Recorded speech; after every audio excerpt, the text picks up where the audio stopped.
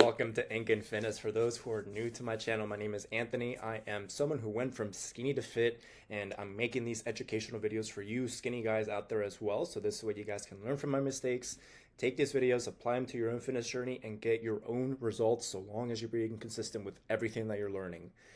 If you are someone though, if you're a tall, skinny guy, or just a skinny guy in general who's looking for one-to-one coaching, so this way you get a more personalized approach to getting the results that you want inside the gym, so that way you can gain the confidence and crush your life goals, then the link for that will be down below in the description, so check that out. But enough about that, let's get straight into the video for today, where we're going to be talking about workout and nutrition tips for tall, skinny guys, so this way you can actually start seeing some results inside of the gym. So let's get right to it. Let's cover the nutrition tips first. So firstly, for tall, skinny guys, it's really recommended that you guys do a bulking phase first. And I'm speaking from experience when I say this because I did a bulking phase in the beginning of my fitness journey for like a little bit. And then I was like, oh, I don't want to gain so much fat. And then I just started cutting, I started eating less than I was burning, right? Wait, I don't think that made sense. I started eating less. Started eating below my maintenance calories. And so I was in a caloric deficit. And that really made no sense for me already being a skinny guy because I had nothing to lose in terms of fat. It was just more so my mind playing games with me in terms of not wanting to lose my lean, natural look. At the end of the day, though, if you are going on a bulk, you can minimize the amount of fat that you gain just by doing a lean bulk, so being slightly above your main or eating slightly above your maintenance calories. But generally, though, if you are a tall, skinny guy, you will need to do a bulking phase first, right? You do not need to cut as you're already naturally lean. So we need to put more muscle onto your frame so that way you can actually look good, fill out your shirts, fill out your shorts, your pants, right? Actually look like you're less skinny, look like you're actually gaining, muscle, gaining weight. So the very first thing you need to do is you need to find your maintenance calories. And in order to find your maintenance calories, you can do this one of two ways, right? I usually recommend the first way just because it's the most easiest way. But the first way is just looking up your calories online. So you Google macro calculator on Google. It's literally the first thing that pops up. You click it, input your information, and then boom, it spits out to you your maintenance calories. What is a rough estimation of your maintenance calories, I will say. So just remember that. You can do it manually as well. It doesn't take too long, but one of the first 3 videos that I made covered the manual side of things in terms of how to find your maintenance calories manually. So feel free to check that out if you want to, but the easiest way or the most simplest way is just to do it, through one of those online calculators. Now, once you find your maintenance calories, the next step is to add either 3 to 500 calories more on top of, your maintenance. So this way it represents you being in a surplus calorie or you eating in a surplus. What's a surplus, you might ask? So eating in a caloric surplus is when you eat above your maintenance calories with the goal of gaining weight and muscle. So in this case, by eating 3 to 500 calories above our maintenance, we are eating in a slight caloric surplus so we can minimize fat gains, opposed to if you were to do, some sort of dirty bulk where you're thousands of calories above your maintenance and you're gaining a lot of fat, a lot more than you should be gaining. So please note that throughout your bulking phase, you'll have moments where you do plateau in weight. This is why it's important to weigh yourself once per week, so that way you know if you're plateauing, if you're progressing, or if you're, for whatever reason, losing weight. But regardless, you will plateau at one point or multiple points throughout your bulking phase, just because your body adapts to what you're eating, what the amount of food that you're consuming on a day-to-day basis. So you need to make sure that you're weighing yourself at least once per week. But all that to say is that once you do hit this plateau, just make sure to add an additional 3 to 500 more calories on top of what you're already eating to potentially break that plateau. Sometimes adding that amount of calories won't do the trick and you'll need to add a little bit more.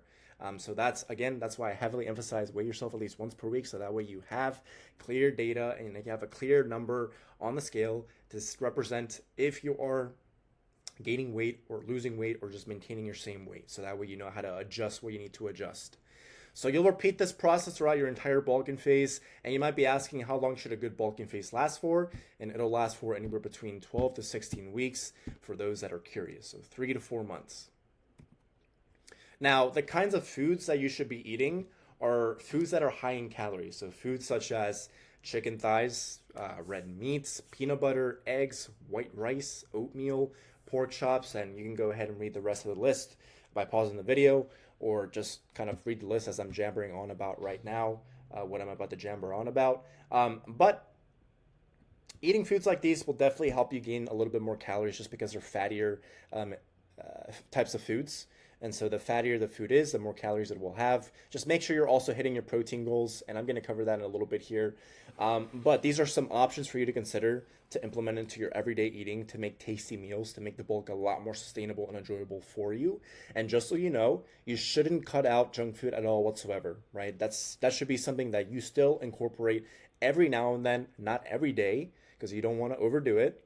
And the only reason you would need to do that in terms of incorporating a cheat meal here and there is when you're sick and tired of eating the same meal every day that you're eating, or maybe you just feel like you need some variety, and so you implement a cheat meal here and there to make things a lot more sustainable for yourself, and most importantly enjoyable, because we want to make sure that this fitness stuff is enjoyable for us, because it doesn't have to be something where we're eating chicken, broccoli, and rice 7 times a day, 6 times per week. No, that's a load of shit, right? This shit can actually be very fun. Challenging, yes, but still can be very fun and enjoyable and sustainable, most importantly. Last point to make note of is that make sure you're still eating your veggies. When you are in a surplus, you're eating a lot of food, and you want to make sure you're getting as much fiber in as possible, so that way you can actually, go to the bathroom, in general, right? You want to poop normally, right? You want to poop not as often, right? You don't want to poop 7 times per day. Like, goddamn, that would, you need some cream for that afterwards. But just like making sure that you're still going to the bathroom, you're still pooping, and not, having some sort of blockade inside your intestines will be good, because that means you can eat more food. If anything, you'll be a little bit more hungrier after the fact, and you won't feel uncomfortably full in general, or just uncomfortable in general. And final nutrition tips here. As I mentioned already, make sure to weigh yourself once per week just to ensure you're making progress. Use apps such as MyFitnessPal to track your calories and macros. Make sure to eat 1 gram of protein per pound of body weight that you weigh. I know a lot of people say that the research shows that you don't need that much. You can just settle, or you can get away with eating 0.7 as the maximum and 0.5 grams as the minimum per pound of body weight that you weigh. In terms of protein consumption, I just say 1 gram. It's just because it's just easier to follow, and I'd rather overconsume protein than underconsume protein. But that's just my personal opinion. Be consistent with your eating 6 out of the 7 days that there are in a week. 1 off day will help just your body reset and just make things a lot more sustainable. So it's kind of like a little bit of a, essentially a nice little reboot for your body and your mind. As far as the workout tips goes, let's get right into it. If we're looking to build muscle, then we must incorporate hypertrophy training.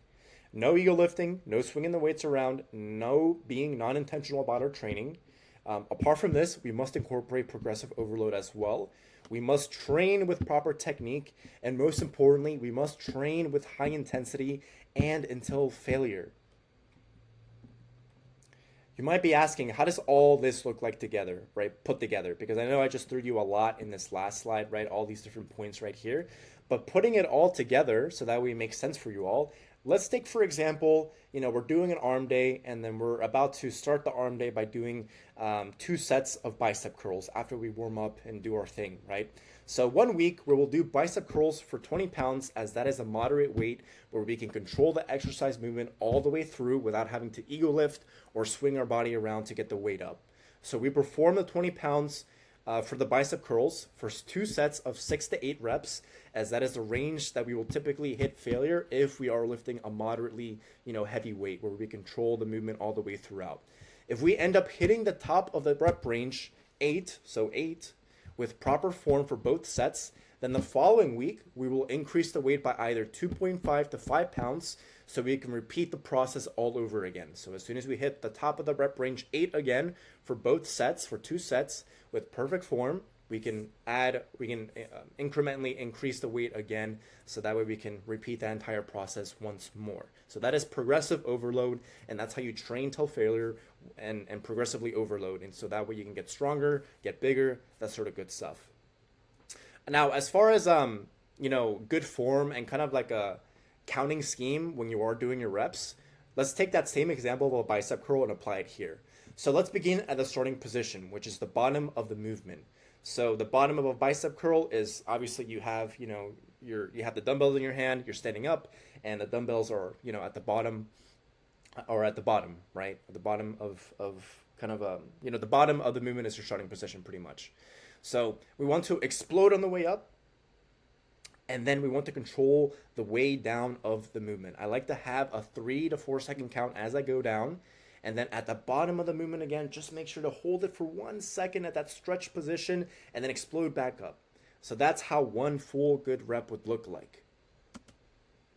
Now, what is training till failure? Training till failure is when you cannot complete one full rep on a given exercise. So when we train in this style of training, we maximize our time inside of the gym, so this way we don't have to spend hours upon hours training, right, or busting your ass off. When you find when you train in this way, you're sore almost every session, and you're done your workout within an hour, maybe a little bit more, but it's generally within that hour. Too many people, they typically do the 4 sets by 12 reps, but they just swing the weights around, right? They're not being intentional with the reps. And that's what leads them to be, inside the gym for 2 hours. They think that doing more equals better results, but in reality, it's more so being efficient with what you're doing. Now, the next question is how long should you rest in between sets?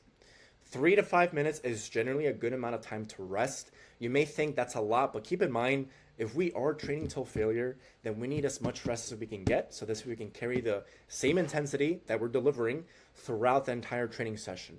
Because if we train for too short of an amount of time, then we're not going to be able to carry the same intensity, right? We're going to give up, or we're going to burn out on rep number 4, right? When we should be burning out on rep 6 to 8, right? And so that's why it's so important to rest for the full 3 to 5 minutes. So this way you can catch your breath. You can make sure that you're well put together. So this way you can actually go hard again for the next set ahead. And then my final workout tips for you guys. I hope you're taking notes. So definitely, if you're not taking notes, watch this video all over again or just rewind it. But the final workout tips that I have for you all is that make sure you log all of your workouts. You can either use the Notepad app on your iPhone, right? That comes pre-installed if you have an iPhone or a smartphone or any smartphone in general. Or you can just download a different app. I know there's a bunch of apps that let you log your workouts, but personally, I just find logging it on my phone is really, let's see here. Let me show you guys. It's really like just, I don't know, it's just super simple for me. Let's see here. Let me show you guys. So this is how I have my workout plans set up. So I don't know if you can see it, but this is version, I know it's in reverse for you guys, but just the version 20. So you can see that's my workouts right there. And then at the end of every exercise that I have written or typed onto here, I have the weight that I'm currently on, and then I have an N signifying no, I did not complete the given weight for the given rep and set scheme successfully with perfect form. Or I have a Y signifying yes, I have completed the given exercise for the given weight for the given rep and set scheme with perfect form. And that means I can progressively overload the following week on that given exercise. So you can do something like that, or you can just download an app on the App Store. Just depends on what what you feel like works best for you. Another recommendation is make sure you guys stick to one workout plan for at least 4 to 6 months. Don't go hopping around workout plan to workout plan. Make sure you just stay consistent with one workout plan because it makes tracking your progress a whole lot easier. And you can actually see if you're getting stronger, if you're getting weaker, like what the hell is going on, that sort of stuff, right? The important data that we need to make sure that we know we're progressing inside of our training sessions. Make sure to hit all the muscle groups twice per week. And regardless if you're bulking or cutting, this is a huge misconception. A lot of people think that when you're cutting, your training style will look very different. But that's a big myth, right? Like your training style is not going to change and should not change whatsoever, whether you're cutting or bulking. So it should still be the same thing. 2 sets till failure, 6 to 8 reps, general rep range, with a moderate weight, with perfect form, and yeah, as I mentioned already, training till failure. That does cover it for the video for today, though, guys. Please, please, please, please make sure to like, comment, subscribe. It really does help out.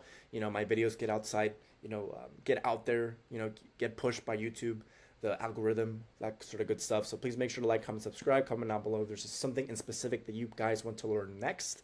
Other than that, please make sure to check out the link for private coaching if you are interested in that. But much love to you all. Peace, and until the next one.